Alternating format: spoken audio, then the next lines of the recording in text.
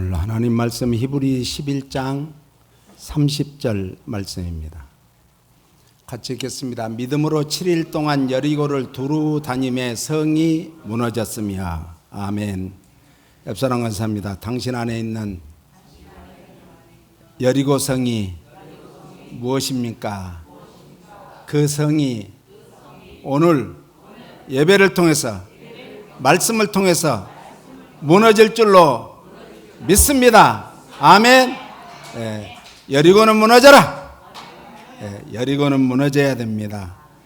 여리고성이 무너질 수밖에 없는 이적은 이스라엘의 믿음과 순종에 있었습니다.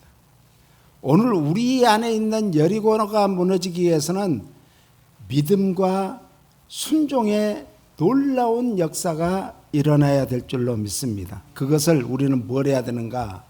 선포해야 됩니다. 그래서 내가 기도하다가 어떤 정말 은혜를 받았든지 할 때도 그걸 선포를 해야 돼요. 선포. 그런데 어떤 것은 감출 것이 있어요. 많은 부분은 감춰야 돼요. 엿새 동안은 감춰야 돼요. 이래 되는 날 터뜨려야 됩니다. 할렐루야. 감출 건 감춰야 돼요. 비밀을 다 누설하면은 상대방이 다 나의 모든 계략을 알고 나도 무너뜨리는 거예요. 그러니까 우리가 엿새 동안은 자꾸 감추고 이랫날 마지막 날에는 터뜨려야 됩니다. 선포를 해야 됩니다. 그래서 믿음은 구체적인 성격을 가졌습니다. 약속의 말씀에 근거한 믿음은 따라서세요. 살아있는 믿음의 본질은 성격이다. 성격이에요. 성격. 그래서 행함이 있는 믿음은 성격이에요. 이것이 믿음의 본질이에요. 믿음은 행함 곧 순종하는 것이죠. 그래서 믿음은 인간의 이성에 근거한 합리적인 것에 맞지 않는다 할지라도 순종하는 거예요. 이거는 모든 합리적인 것에 맞지 않아. 내 이성에도 맞지 않아. 더 나아가서 무엇과도 맞지 않아요? 내가 지금까지 살아온 경험에도 맞지 않아요. 그럼에도 불구하고 하나님의 말씀이기 때문에 순종하는 거예요. 할렐루야. 나의 판단으로는 도저히 동의할 수 없을지라도 말씀의 권위 앞에서는 무조건 순종하고 행할 수밖에 없다는 말씀입니다. 이제 성을 하루에 한 바퀴씩 돌아라는 방법의 말씀은 사람의 생각으로는 이까지까지 무시해버릴 전략일 수도 있어요. 아무것도 아닌 전략일 수도 있어요. 그런데 어떻게 했어요? 순종했다라는 거죠. 그러니까 믿음에는 가장 중요하게 따르는 것이 순종입니다. 그러니까 이 순종은 인간의 모든 것을 뛰어넘는 것이 순종이에요. 하나님 말씀에 순종하는 것은 모든 것을 뛰어넘는 6월의 놀라운 역사가 있어야 기적이 일어나게 되어 있습니다. 이것이 성령님의 역사이심을 믿으시기 바랍니다. 그래서 시편 31편 14절 말씀에는 같이요. 여호와여 그러하여도 나는 주께 의지하고 말하기를 주는 내 하나님이시라 하였나니라. 여호와여 그리하여도 주는 주께 의지하고 말하기를 주는 누구라? 내 하나님이다. 내 아버지다. 다윗은 이런 고백을 합니다. 다윗이 지금 절체절명의 위기의 상황에서도 하나님이 내 주십니다. 하나님이 내 아버지십니다. 하나님은 나를 지금까지 인도하시고 보호해 주시고 함께 해 주시고 도와주시고 은혜 베풀어 주시고 축복해 주신 그 하나님 아니십니까? 이런 고백이. 그래서 다니엘 3장 16절로 이렇게 말합니다. 사드락과 메삭과 아벳느고가 왕에게 대답하여 가로되 느부갓네살이여 우리가 이 일에 대하여 왕에게 대답할 필요가 없나이다. 그 다음에 같이 읽어요. 만일 그럴 것이면 왕이여 우리가 섬기는 우리 하나님이 우리를 극렬히 타는 풀무 가운데서 능히 건져내시겠고 왕의 손에서도 건져내시리이다. 18절. 그리 아니하실지라도 왕이여 우리가 왕의 신들을 섬기지 아니하고 왕의 세우신 금신상에 절하지도 아니할 줄을 아옵소서. 참 대단하지 않아요? 이 다니엘의 세 친구는 아직 소년입니다. 소년. 그러니까 사드락과 메삭과 아벳느고는 그리 아니하실지라도 능히 하나님이 나를 건져주실 뿐이지만은 극렬히 타는 풀무불에 집어넣어서 나를 거기서 건져내실 뿐이지만은 만약에 그리 아니한다 할지라도 나는 당신이 섬기는 느부갓네살 왕이 섬기는 그 신상에 절하지 않겠습니다. 아싸리 죽겠습니다. 깨끗이 죽겠습니다. 이런 얘기예요. 그래서 느부갓네살 왕의 위협에 대해서 다니엘의 세 친구는 자신들의 입장과 왕의 입장이 전적으로 다르다는 것을 말해주며 왕이 그들의 입장을 진심으로 이해하지 못했기 때문에 자신들의 행동을 변명조차 할 필요가 없다는 것을 느끼게 됩니다. 우리가 그런 때가 있잖아요. 어떤 사람과 어떤 의견차가 있는데 나는 그게 사실이에요. 내가 지금 그렇게 했다는 거예요. 그런데 상대방이 안 믿어줘요. 안 믿어줘. 그랬을 때는 그거 아무리 설명해도 상대방은 이해를 못하고 그 일을 정말 도저히 믿을 수가 없는 거예요. 그때는 뭘 해야 돼요? 더 이상 설명할 필요가 없죠. 내가 그 사람을 설득하려고 할 필요가 없죠. 그것은 다 주님께 맡기고 묵묵히 우리는 엎드려야 될 줄로 믿습니다. 이러한 태도는 하나님의 공의로우신 역사와 섭리를 확신할 때만 가능한 행동으로 하나님의 뜻에 대한 믿음과 겸손한 복종만이 자신들의 전부임을 보여주는 그런 신앙 고백적인 삶입니다. 신앙을 우리가 예배, 모든 예배 우리 교회는 뭘 하죠? 사도신경으로 신앙을 고백합니다. 사도들이 고백한 신앙을 우리도 고백합니다. 그런데 고백했다면 우리가 믿음 안에서 산다고 하면 우리의 삶 속에서 일어나는 모든 일에 있어서 우리는 뭘 해야 돼요? 그들이 믿어주든 안 믿어주든 인정하든 인정하지 않든 우리는 하나님만 바라보고 뚜벅뚜벅 걸어가야 될 줄로 믿습니다. 그래서 17절로 18절을 다시 한번 읽어봐요. 만일 그럴 것이면 왕이여 우리가 섬기는 우리 하나님이 우리를 극렬히 타는 풀무 가운데서 능히 건져내시겠고 왕의 손에서도 건져내시리이다. 야, 여기까지만 해도 대단한 신앙이죠.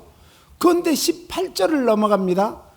그리 아니하실지라도 왕이여 우리가 왕의 신들을 섬기지도 아니하고 왕의 세우신 금신상에게 절하지도 아니할 줄을 아옵소서.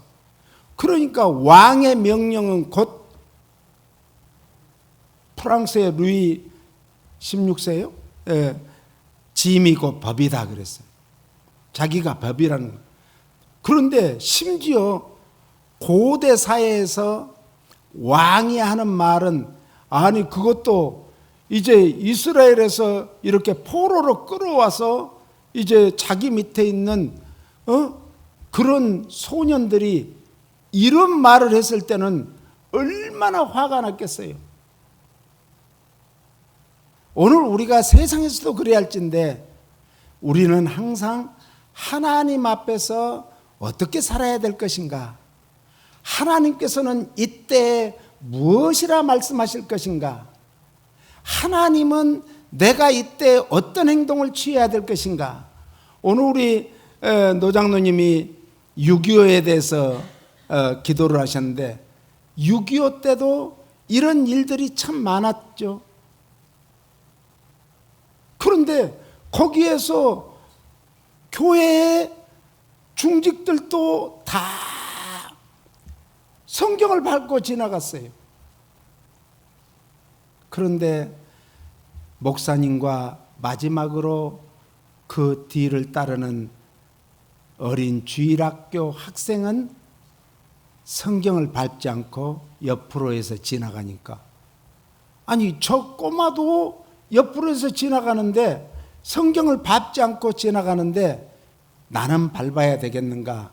뒤에서는 아주 신경을 곤두세우면서 사느냐 죽느냐 지금 이런 상황에서, 그래 기왕이야 한번 나서 한 번 죽는 것이 정한 이치일진데 나도 주님을, 하나님의 말씀을 밟고 갈 수 없지. 그러면서 피해간 거예요. 그러니까 많은 사람들은 당신들 이쪽으로 다 서.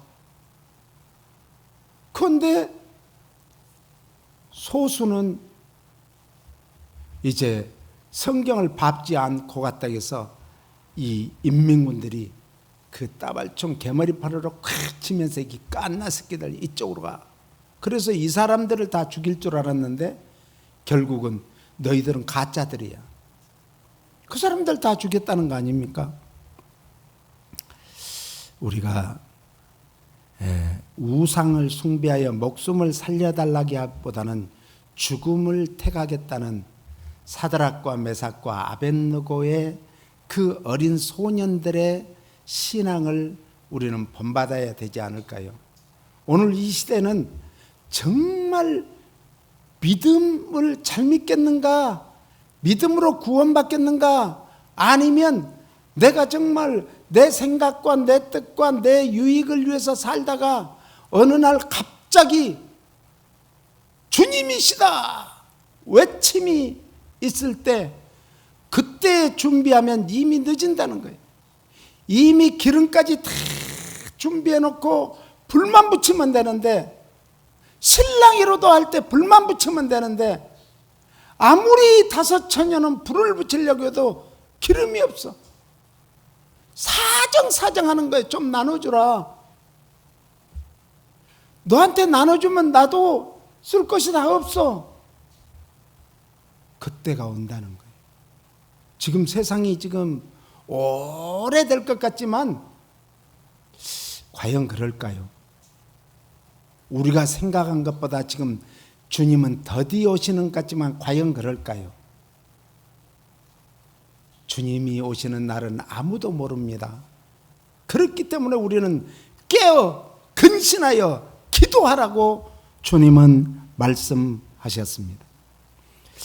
이들의 신앙이 얼마나 멋집니까? 그들이 얼마나 멋진 모습을 보여줍니까? 우리는 어떻습니까? 자신의 이해관계 때문에 신앙을 팔아먹지는 않았습니까? 자신의 목숨을 지키려고 신앙의 양심을 저버리지는 않았습니까? 돈 앞에 신앙 양심을 팔아먹지는 않았습니까? 갈라디아 1장 10절은 이렇게 말씀합니다. 이제 내가 사람들에게 기쁨을 구하랴. 내가 지금까지 사람의 기쁨을 구하는 것이었다면 그리스도의 종이 아니다. 우리는 사람을 기쁘게 하려고 신앙생활 하는 게 아니에요. 누구에게 기쁘게 하려고요? 하나님을 기쁘게 하죠. 하나님을. 사드락과 메삭과 아벳느고의 신앙은 하나님을 기쁘게 했고, 오늘 본문에 정말 나오는 이 누구예요? 라합은, 기생 라합도 하나님을 기쁘게 했어요.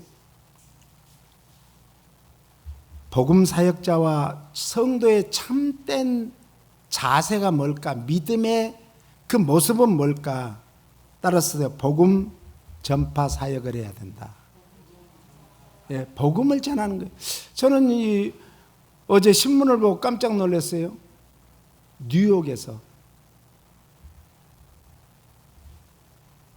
2,500명이 모여서 예배를 드리고 2,500명이 한꺼번에 뉴욕 맨하탄 사방으로 흩어져서 전도를 했다는 거예요.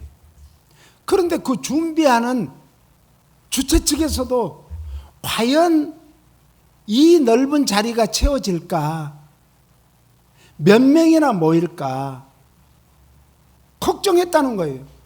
그러면서도 열심히 기도하고 준비했더니 하나님께서 동서남북 원근각지에서 사람들을 모아주시더니 2,500명 이상이 모여서 하나님 앞에 영광 돌리고 또 흩어져 가지고 전도했다는 거 아니에요. 그걸 알고는 일본에서 우리 동경에 와서도 좀 해주세요. 그래서 야, LA에서도 좀 한번 하면 좋겠다, 이런 생각을 해보았습니다. 예수 그리스도에 대한 전적인 헌신이 있었기 때문에 그런 역사가 일어나는 거예요.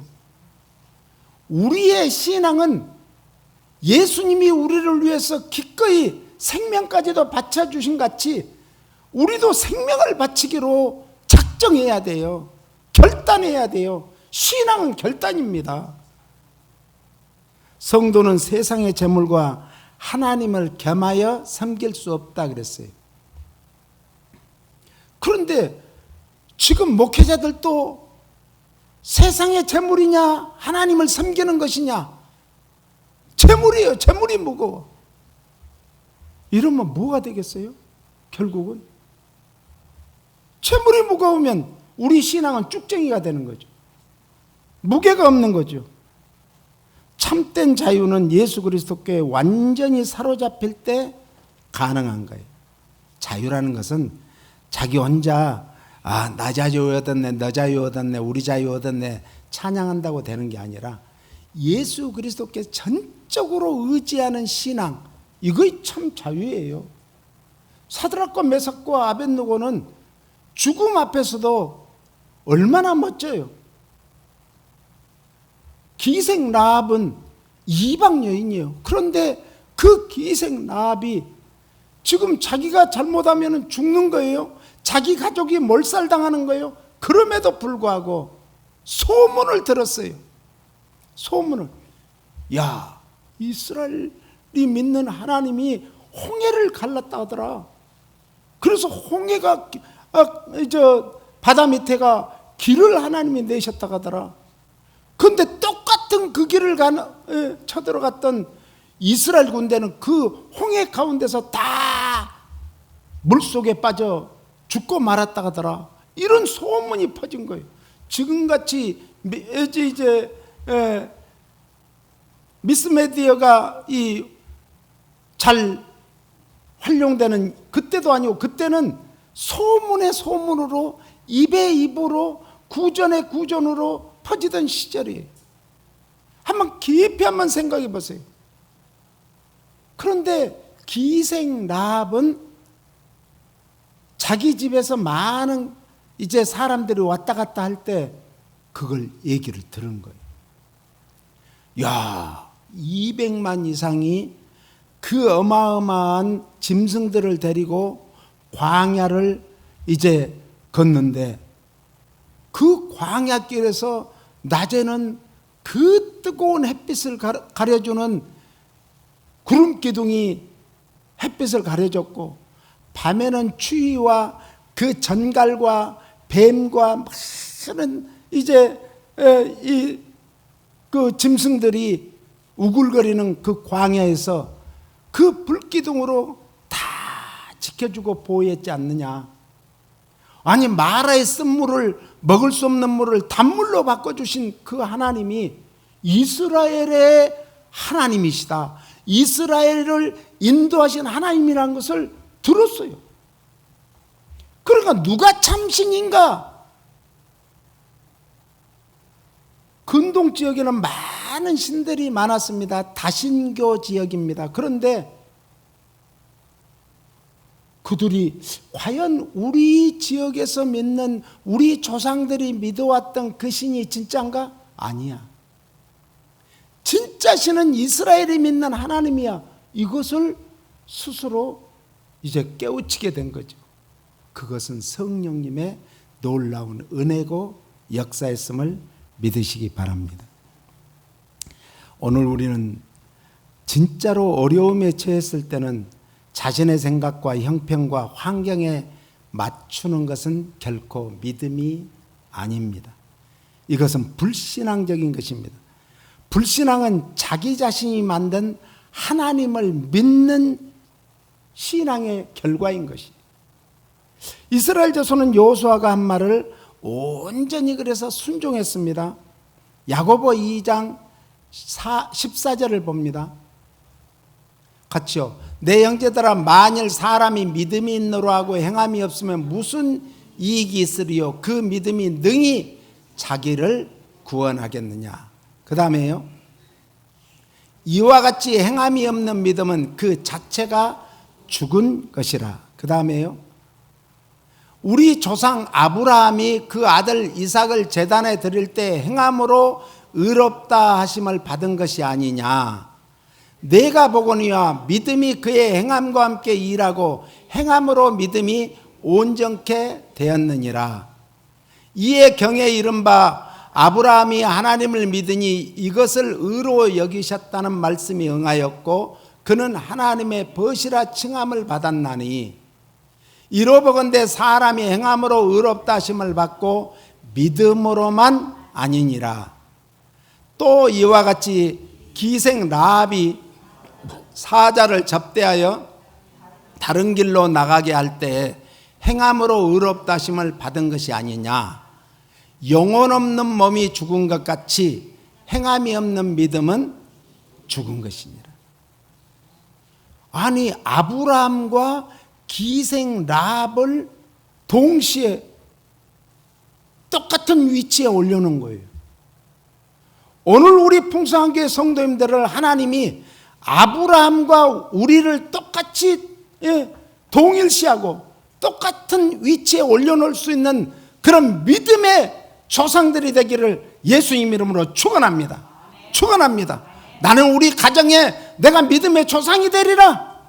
나는 이 시대에 사드락과 메삭과 아벳노와 같이 정말 죽으면 죽으리라. 이런 믿음을 선포하리라. 할렐루야. 믿음은 선포해야 돼요. 이게 무엇으로? 순종함으로 선포하는 거예요. 그래서 본문에서 야고보는 아브라함과 라합의 예를 들며 살아있는 멋진 믿음을 아브라함의 믿음만 아니라 라합의 믿음도 동일하게 올려놓은 거예요. 우리가 천칭 저울이 있죠. 저울 양옆에 탁 올려놨는데 어느 한쪽으로도 치우치지 않는다는 거예요. 우리 풍성한교회 모든 성도님들의 믿음을 하나님이 보시고 아브라함과 동일하게 여기는 그런 복을 받은 줄로 믿으시고 하나님 앞에 찬양과 감사와 영광을 돌립니다 하는 마음으로 박수로 영광 돌리겠습니다.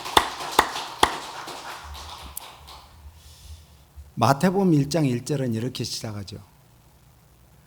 아브라함과 다윗의 자손 예수 그리스도의 세계라. 아브라함의 믿음으로 믿음의 후손으로 다윗이 왔고 다윗은 그 왕권을 가지고 이스라엘을 통치해서 지금도 이스라엘 국기가 뭐예요? 다윗별이죠. 삼각형을 바로 해놓고 거꾸로 해놓고 다윗별이에요. 그 왕권으로 온 후손이 누군가? 예수 그리스도시다. 그러니까 예수님은 믿음의 후손이고 왕권의 후손을 가지고 이 땅에 오셔서 천국 복음을 전파한 선지자요 제사장입니다. 대제사장입니다. 할렐루야. 그래서 5절로 6절에는 뭐라고 말하는가? 살몬 같이요. 살몬은 라합에게서 보아스를 낳고 보아스는 루색에서 오벳을 낳고 오벳은 이새를 낳고 이새는 다윗 왕을 낳으니라. 다윗은 우리아 아내에게서 솔로몬을 낳고. 자, 5절로 가봐요. 살몬은 라합에게서 보아스를 낳고. 야, 라합이 이제 드디어 예수님의 족보에 올라오는 이방 여인이에요. 그것도 당시의 사람들이 다 천대시 여기는 신분적으로 보면, 당시의 신분적으로 보면 저 밑바닥, 요즘으로 말하면 흙수저, 그런 여인이었어요. 그런데 하나님께서는 그 당시에 대제사장 가문들, 또 정말 바리새인과 서기관 가문들, 얼마나 금수저가 많아요. 그럼에도 불구하고 가장 비천한 흙수저를 뽑아서 하나님은 예수님의 반열에, 예수님의 조상의 반열에 우뚝 세워준 줄 믿으시기 바랍니다. 그러므로 믿음에는, 따라서 믿음에는 용기가 필요합니다. 용기가 있어야 돼요. 용기. 지식에도 용기가 더해지지 않으면 위선이 됩니다. 다 위선이 돼요. 그러니까 판사 검사들이 요즘에 어떻게 해요? 다 위선을 하잖아요. 위선. 자기들이 법을 잘 알면서도 그 용기가 없어가지고 그것을 바로 말하지 못하고 그걸 그냥 위선을 하죠. 속이려고 하고 숨기려고 하고. 사랑도 용기가 없으면 이루어지지 않습니다. 안 그런 척 했더래요. 안 그런 척 하면 소용이 없는 거예요. 내가 너 좋아해, 사랑해, 고백을 해야죠. 그래야 상대방이 알아주죠. 그런데 맨날 사랑 안 한 척하고 안 그런 척하고 정말 오면은 부끄럽던지 또 어떤 마음에 그냥 그래서 용기가 없어갖고 고개를 푹 숙이고 그냥 보지도 않고 지나가는 거예요. 속에서는 막 콩닥콩닥 하는데도 그냥 지나가는 거예요. 그럼 상대방이 알겠어요? 뭐 모르는 거예요. 몰라. 선포를 해야 돼요. 할렐루야. 이게 용기예요. 용기는 선포입니다. 진리도 용기가 없으면은 진리의 꽃을 피울 수가 없습니다.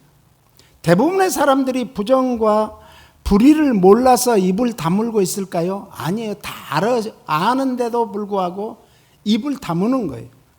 왜요? 용기가 없어서. 이집트, 로마, 히랍 등 어느 문명이나 한 문명이 쇠퇴한 원인이 뭔가? 국민들도 지도자들도 비겁했기 때문에, 용기가 없었기 때문에. 우리나라가 어떻게 저렇게 잘 살 수 있죠? 일제치하에서 정말 우리의 조상들은 뭘 했어요? 용기를 냈어요. 죽으면 죽으라. 총칼 앞에 태극기 하나 들고 대한민국 만세 외쳤던 거예요. 오늘 우리 믿음의 사람들, 풍성교회 성도들이요, 용기를 가져야 돼요. 어떤 용기요? 믿음의 용기를 가져야 될 줄로 믿습니다. 방금 말한 것을 누가 말했나? 영국의 최고의 역사학자인 토인비가 말했어요. 오늘날의 지도자들은 국민의 여론을 과감히 받아들이는 용기가 결핍되었다. 뭐 자기 그 여론에서 자기 지지율이 떨어지면은 지지율을 내 힘이 일희일비 안 한다. 아니에요. 국민의 소리를 들어야 돼요. 오히려 거짓된 도피적 환상과 지름길처럼 보이는 재주, 영어로 소커트릭이라고 하죠.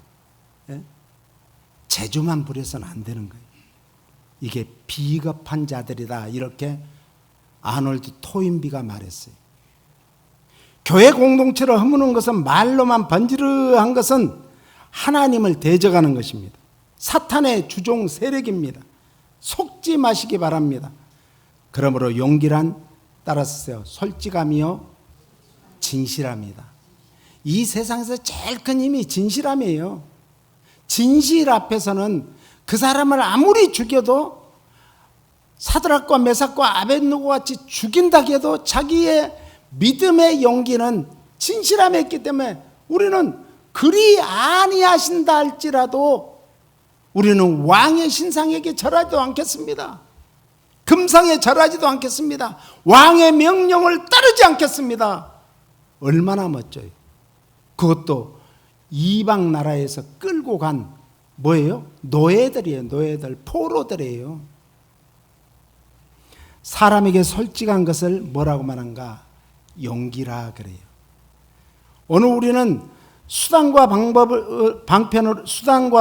방편으로서 용기가 아니라 진실과 성실 그리고 믿음을 추구하는 것이 진정한 용기입니다. 이 성실이라는 것이 참 중요한 거예요. 거룩할 성.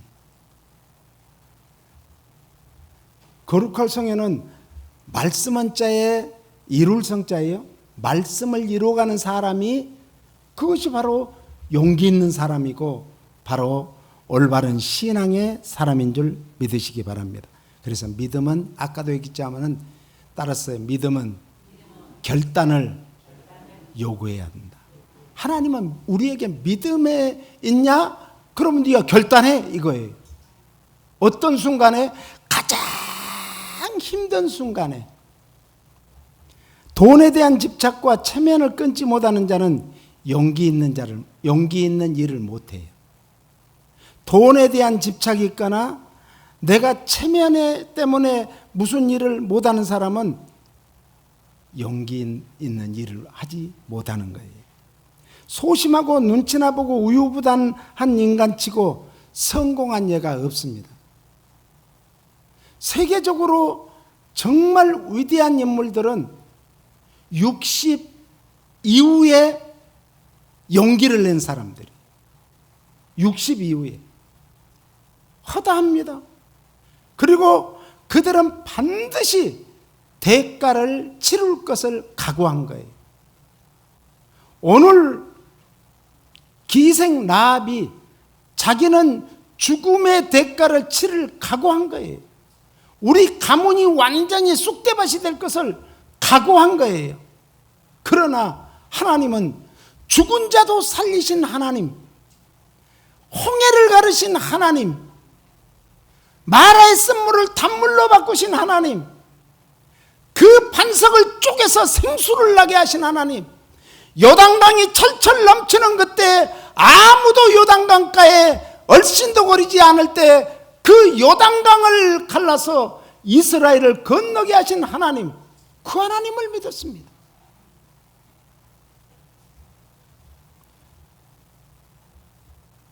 역사에 남을 유업을 이룬 사람은 희생의 대가를 치르지 않는 사람은 없다라고 슈바이처 박사는 말했어요.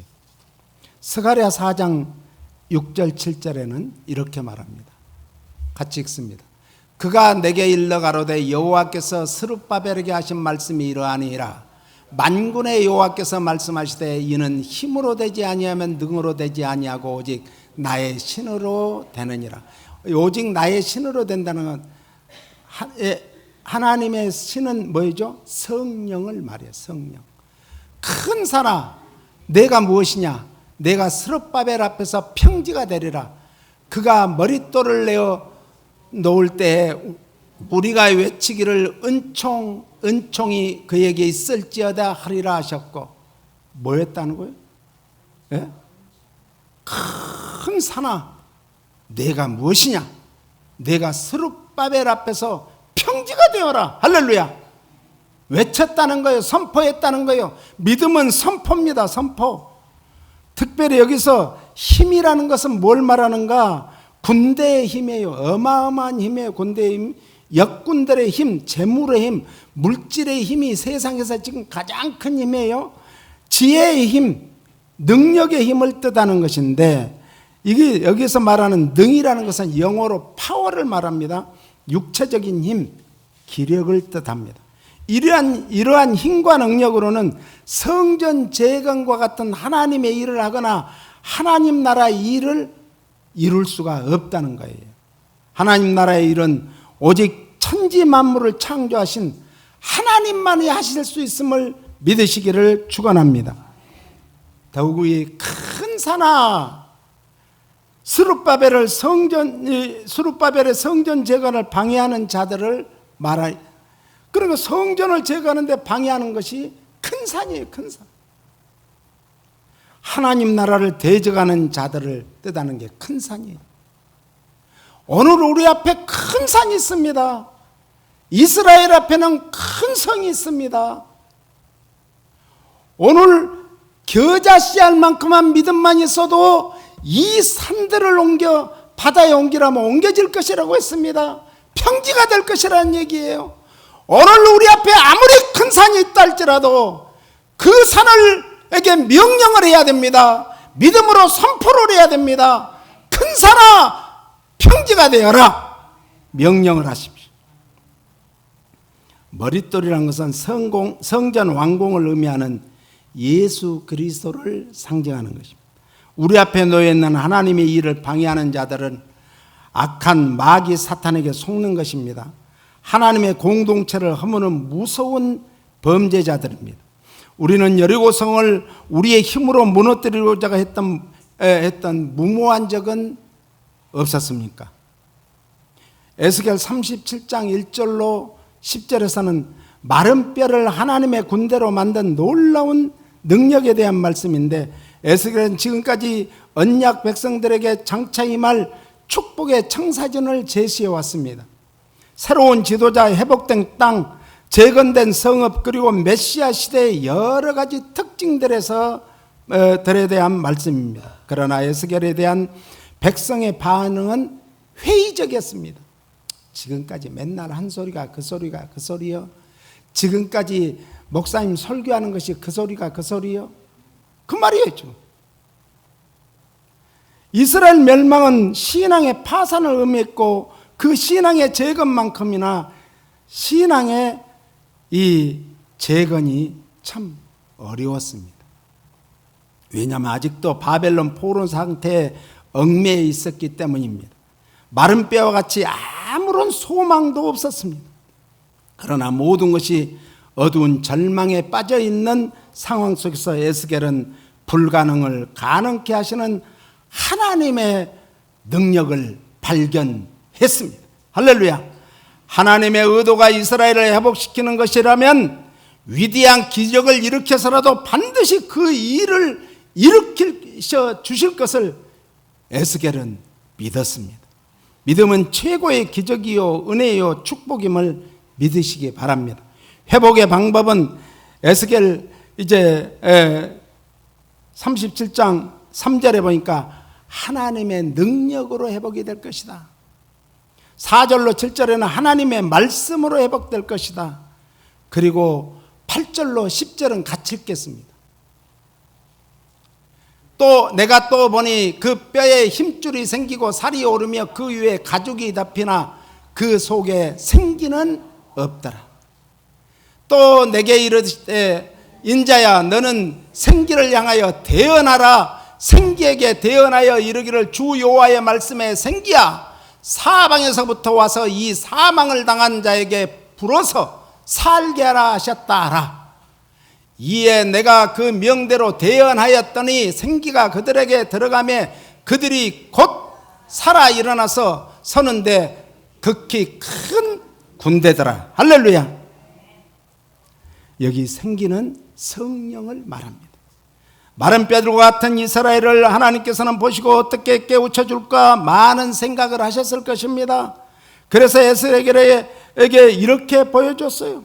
소생할 수 없는 그 이스라엘은, 마른 뼈들과 같은 이스라엘은 오늘날 교회의 모습이 아닐까요? 교회 다니는 성도들의 모습이 아닐까요? 오늘 저와 같은 목회자, 지도자들의 모습이 아니겠습니까?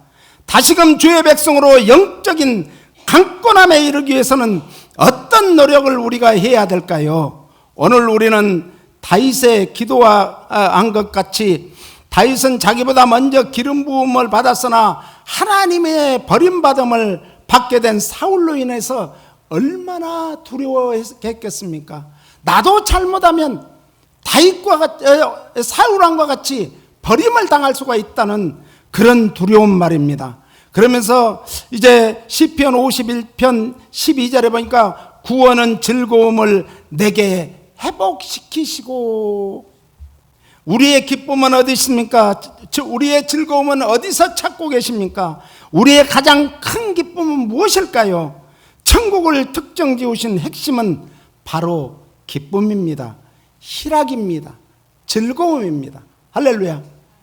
천국은 근심 걱정이 없는 기쁨과 희락과 사랑과 즐거움이 가득 찬 거예요. 그래서 로마서 14장 17절을 같이 읽습니다. 하나님의 나라는 먹는 것과 마시는 것이 아니요 오직 성령 안에서 의와 평강과 희락이라. 의는 칭의가 아닙니다. 성도가 하나님의 뜻에 순종함으로 보여줘야 할 올바른 행동을 의라고 여기서 말합니다. 오늘 우리가 하나님 앞에 보여줄 수 있는 올바른 행동은 무엇일까요? 말씀에 순종하는 것임을 믿으시기 바랍니다. 7일이면, 아니 올해가도 열흘이면 갈 수 있는 길을 이스라엘은 40년간을 왜 빙글빙글 돌고 도는 인생이 되었을까요? 목이 곱고 교만한 이스라엘 백성들에게는 뭐가 있었다? 죄 때문에. 우리 인생을 가로막고 우리가 풀리지 않고 자꾸 빙글빙글 돌아야 되는 환경에 왔다면, 상황이 왔다면 우리는 깨우쳐야 됩니다. 아, 내가 지금 나를 가로막고 있는, 나를 직진으로 바로 갈 수 없게 만드는 것은 죄로구나. 내 안에서 죄를 찾아야 될 줄로 믿습니다. 우리 앞에 있는 견고한 성 여리고를 보지 마십시오. 여리고가 무너진 것을 보라고 외치지 마십시오. 우리는 이렇게 외쳐보지 않겠습니까? 같이 따라서 하세요. 여리고요, 무너져라! 여리고요, 무너져라! 이렇게 외쳐야죠. 우리 앞에 있는 골짜기에 마른 뼈를 보지 마십시오. 마른 뼈가 살아난 것을 보라고 외치지 마십시오. 마른 뼈들아! 따랐어요. 마른 뼈들아! 여호와의 말씀을 들을지어다. 할렐루야. 주 여호와의 말씀에 생기야 사방에부터 와서 이 사망을 당한 자에게 붙어서 살게 하라. 우리는 대언의 행을 받았으니 하나님의 말씀을 믿고 의지하여 선포하시기를 예수 그리스도의 이름으로 축원합니다. 그래서 선포한 것마다 우리 앞에서 정말 스룹바벨 앞에 서 있는 큰 산이 평지가 되는 복을 받기를 예수님 이름으로 축원합니다. 여리고 같은 견고한 성이 우리를 막고 있다 할지라도 우리가 선포할 때 여리고가 무너지는 역사가 있기를 예수님 이름으로 축원합니다.